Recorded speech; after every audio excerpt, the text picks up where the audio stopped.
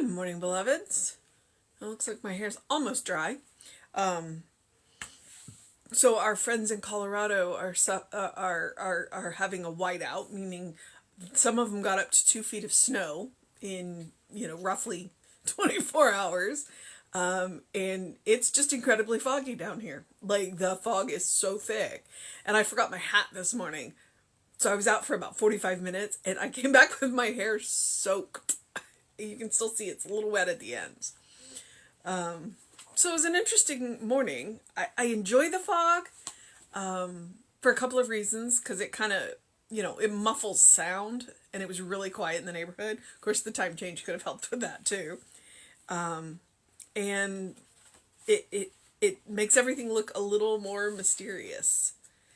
So I went out and enjoyed it and got a good walk in.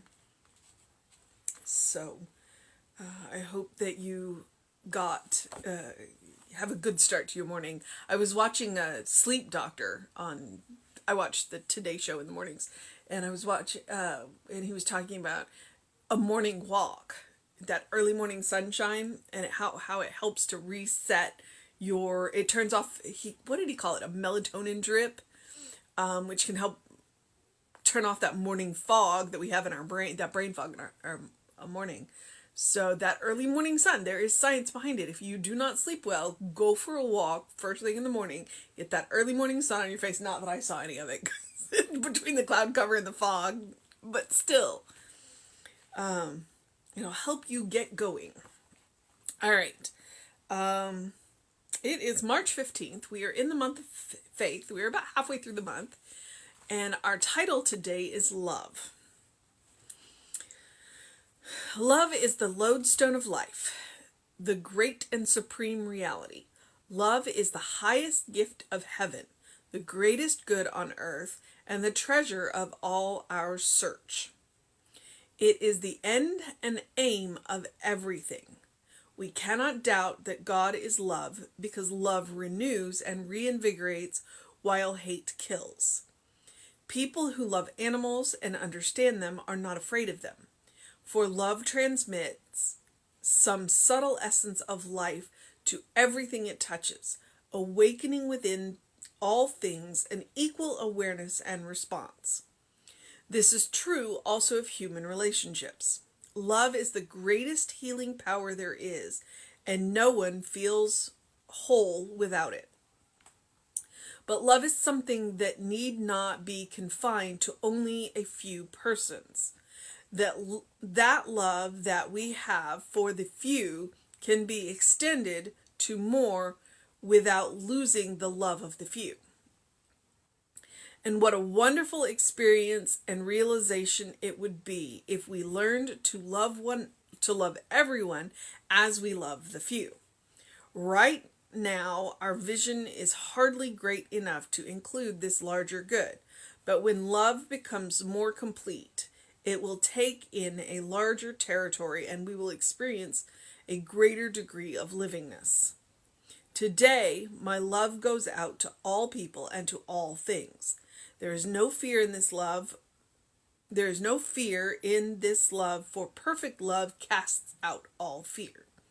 There is no doubt in this love, for faith penetrates all doubt and reveals a unity at the center of everything that embraces all things. This love flowing through me harmonizes everything in my experience, brings joy and gladness to everything, brings a sense of security and well-being to everyone. I realize that love flowing through, in, and around me and all things is one vast, all-enveloping essence and force forever emanating from the living God. I'll do better the second time through on that line. As the Father hath loved me, so have I loved you. Now remain in my love.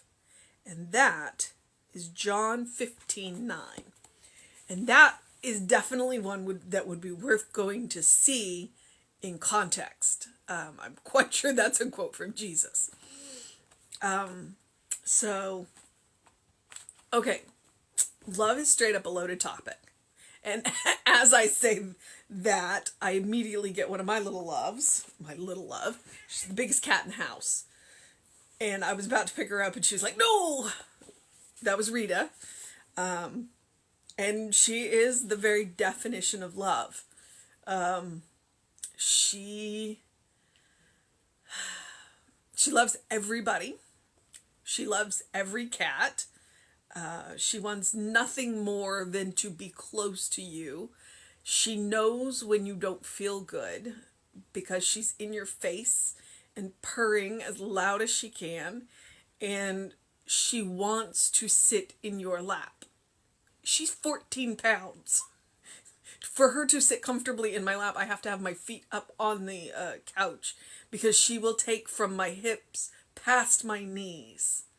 And she is love. Dogs are another example of love. Because unless they have been trained otherwise, and even if they've been trained, if they've been trained well, then they love everybody.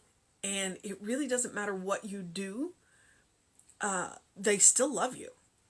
They're almost as close as you can get to unconditional love. The condition is that you feed them. But even if you don't feed them, they still love you. But love really it is a loaded topic because we have such weird ideas about what love is. And we've, distorted it out of all proportion. And there are things that we define as love that are not. If you're not safe and comfortable in a relationship, then that's not love. If you are not free and growing into who you are in a relationship, that's not love. Both people should be authentically who they are in a romantic relationship, and they should both be growing and supporting each other in growing, supporting each other in their various pursuits. And yeah, sometimes people grow apart. It happens. And when that happens, then you lovingly let each other go.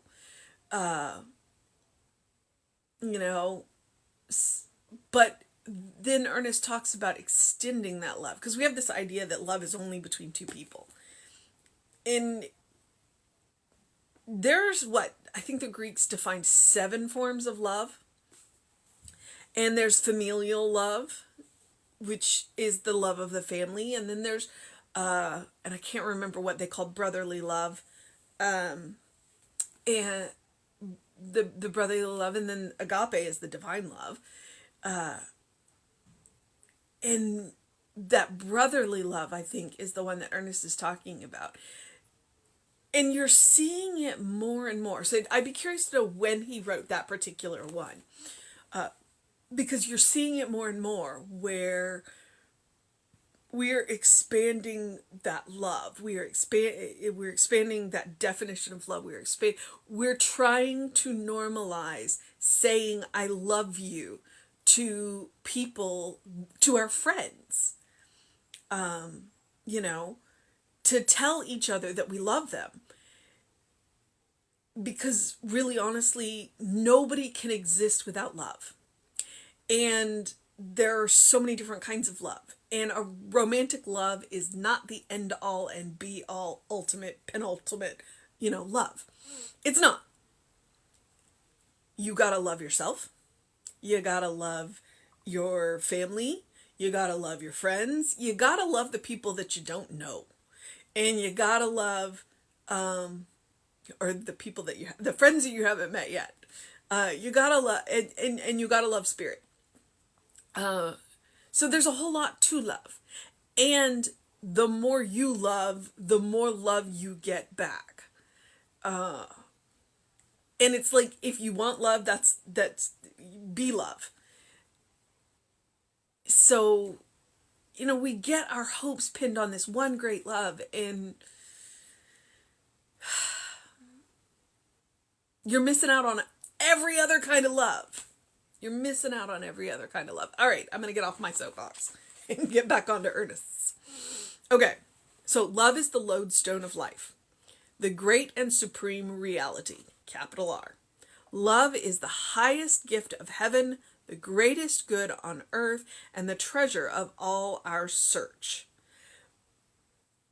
Love is like the ultimate healing power. It is the ultimate creativity. Ask any artist if they are doing what they love. That's when they're the most creative. That's when really amazing things come out of their work, is love. And yes, it comes out of all the other emotions too, but at the base of it, even if they're running on another emotion, they're still doing something that they love. Talk to musicians. It is the end and the aim of everything. We cannot doubt that God is love, because love renews and reinvigorates while hate kills. You cannot get any clearer of a statement. Ernest is rarely straight up and clear, and that is clear. We cannot doubt that God is love, because love renews and reinvigorates while hate kills. We're not talking about religion. We're talking about God. Religion has done some twisted things. And again, twisted God just completely out of any recognizable form. But when you look at, it's springtime. Oh, here. I know where I live. And you're watching, the new leaves push out and the flowers start to bloom. And how can you doubt love? People who love animals and understand them are not afraid of them. And they are respectful. And that is what I will say. They're not afraid of animals. They are respectful of. Which means I'm not going to go running up to a wild animal or an animal that I don't know, because I respect them. But I love them. Therefore, I'm not afraid of them. I'm not afraid of them. Am I going to put myself in a position? No. They might be looking for the next meal and I don't want to be it. I respect their boundaries and I respect their nature. But he follows that up by saying, for love transmits some subtle essence of life to everything it touches, awakening within all things that equal awareness and response. Okay. That's my husband with cats. He is the cat whisperer. He loves cats. And cats take to him, and kittens. Oh, when we were bottle feeding, that man and kittens, they loved him because they knew that they were safe with him because he loved them. That subtle essence that he's talking about, that's it. That's it. Okay, this is also true of human relationships. Love is the greatest healing power there is, and no one feels whole without it. Okay, but not romantic. That's not where you are whole. You are a whole, complete individual without romantic love. You are not a whole, complete individual without love. But romantic love is not it. You do not need a partner to be whole and complete. You merely need love. There are 7 different kinds of love according to the Greeks. Any one of them will do. Self-love, loving yourself, is really important. Agape, divine love, is really important. And all of the rest of them are a little less. They're still important, but you do not need romantic love to be whole and complete. You do need divine love. And the good news is there's nothing you can do about that one. You've got divine love. You just have to be open and willing to feel it. Okay, but love is something that need not be confined to only a few persons. I love him. That love that we have for the few can be extended to more without losing the love of the few. There are different kinds of love. This is what we're talking about. There are different kinds of love. All kinds of love, and we can spread that stuff everywhere. Should be like, what's that? Frank's Red Hots? I put that on everything. That should be love. Should be like glitter. If you've ever worked with glitter, it gets everywhere and you can't get rid of it. That should be love. And what a wonderful experience and realization it would be if we learned to love everyone as we love the few. If we learn to treat everyone as part of the one, as we learn to recognize that we're all part of a greater whole. Right now, our vision is hardly great enough to include this larger good, which is why I want to know when he wrote this. Because if you look around now, yeah, it's messy, but there's hope because there's so much love. There's so much love out there. But when love becomes more complete, it will take in a larger territory and we will experience a greater degree of livingness. Bill sent me a sign. It was a picture of a sign that was, in a yard. It could have been a church, it could have been a business, it could have been somebody's house, I don't know. And it said, I love you. But you're thinking, but you don't know me. How can you love me? If people can hate for no reason, then I can love for no reason. And that's what we're talking about. You don't need a reason to love because that's conditional. And divine love is unconditional, and that's the goal. That's the goal. To love for no reason and to love everyone. Now, just because you love them does not mean you have to like them. Just because you love them does not mean you have to put yourself within reach of them. You loving them is about you. And you are welcome to love them from a distance because you are loving them as a child of God. That does not mean if they have behaviors that are not healthy, you have to put yourself in a position to be on the receiving end of those behaviors. Okay? But you can love. And you can love them and hold for them that place of knowing that they are a child of God until they come to it for themselves. Jesse said on Sunday that everything is either a request for love or a cry for love. It's either an act of love or a cry for love. And if we gave people the benefit of when they are acting out that they are crying for love, we might respond differently. Just a thought. So love for no reason. All right. Today, my love goes out to all people and all things. There is no fear in this love, for perfect love casts out all fear.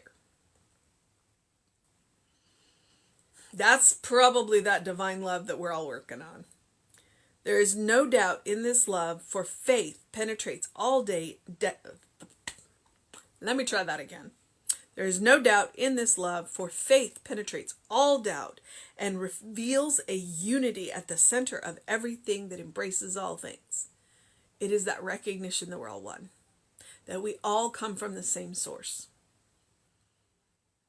This love flowing through me harmonizes everything in my experience, brings joy and gladness to everything, brings a sense of security and well-being to everyone. So think back to that, pick that one person, be it a mom, a dad, a brother, a sister, an uncle, an aunt, a grandmother, a grandfather, the lady up the street that was just extra kind to all of the neighborhood kids, who just loved all of the kids. And think about how that made you feel.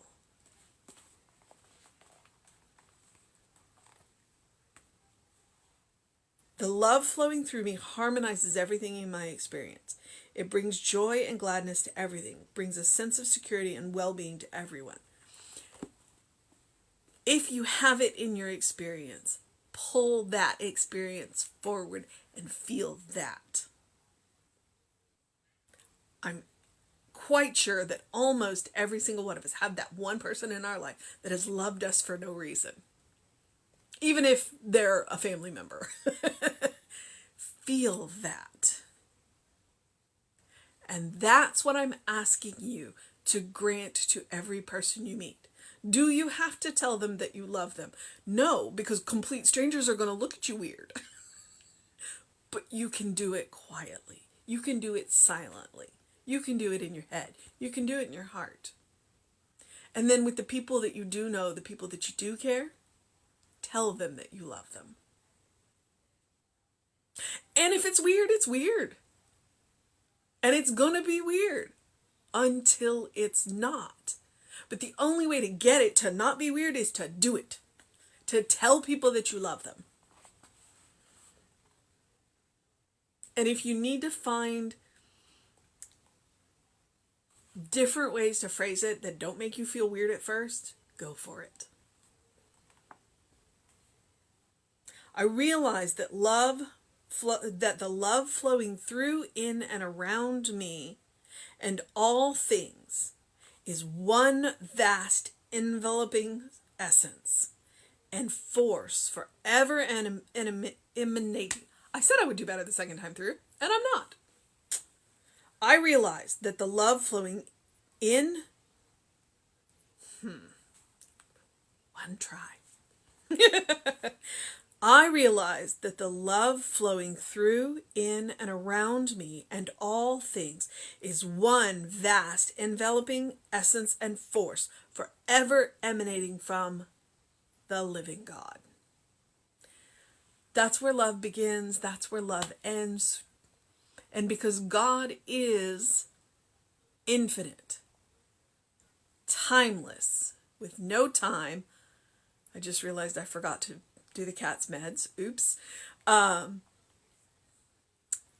Then love has no beginning and no ending.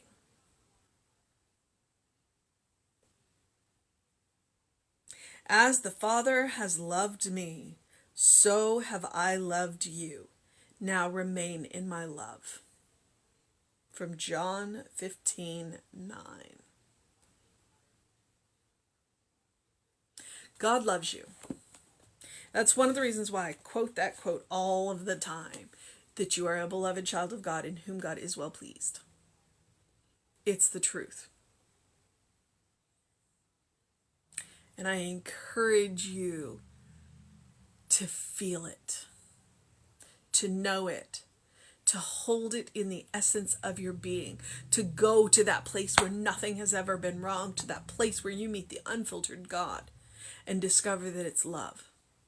And to fill up on that love and then bring it back into the chaos that we call the mortal world. And spread that stuff everywhere. And it doesn't mean that you have to be a flower child hippie from the 60s, although it's not bad. It asks you to be authentically you, to be that child of God, to be, as Reverend Jesse likes to call us, godlings. Think saplings. Think tiny trees looking up at the magnificent tree that spawned us and knowing that everything that that tree has, we have available to us. And that's why we're godlings. And use that love accordingly. It is infinite. It is a well that will never run dry. So don't hoard your love. Spread it around like glitter so that it turns up in unexpected places at unexpected times and gives people a shock and a surprise and a joy. And that, my dears, is your mission today. Your mission, our mission, should we choose to accept it, is to love. To love like Jesus did. To love like Jesus does. And that is everybody, no matter what. All right, beloveds. Like I said, I forgot the cat. I need to go take care of that. He needs his meds. I saw him wander by. Oh yeah, no, he's standing there looking at me going, you forgot me. So I am going to go do that. And I'm going to encourage you to do something loving for yourself, do something kind for yourself, do something compassionate for yourself every day. Every day. Because you're worth it. You're loved. And you are loved. And you are loved by so many more people than you think. And not just the divine. All right, beloveds. Do something to engage your mind and your body. It's going to be nice and warm once the fog burns off here. Maybe open your windows. Let some fresh air in. Drink some water.